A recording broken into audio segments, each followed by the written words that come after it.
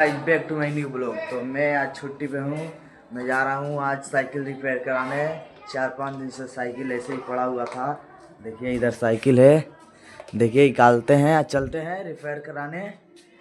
देखिए जा रहे हैं हम साइकिल निकालने। सो के उठे अभी आए हम।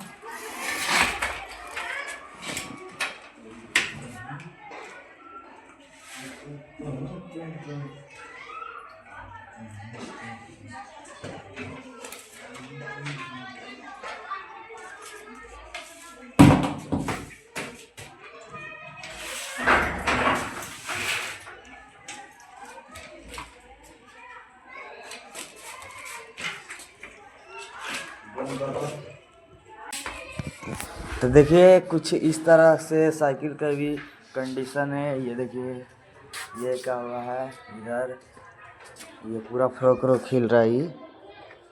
तो चलिए इसको सही करते हैं। ये पूरा साइकिल की कंडीशन बहुत बेकार है। चलिए इसको सही करते हैं, मिलते हैं, चलते हैं दुकान पे। तो हेलो गाइस, यहाँ पे आए थे तो ये दुकान बंद है।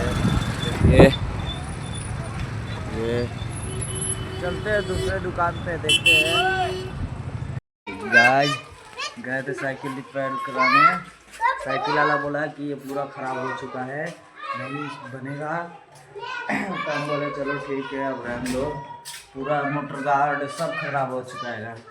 मिलते हैं दूसरे ब्लॉग में, तो चलिए बाय बाय। ब्लॉग को सपोर्ट करो।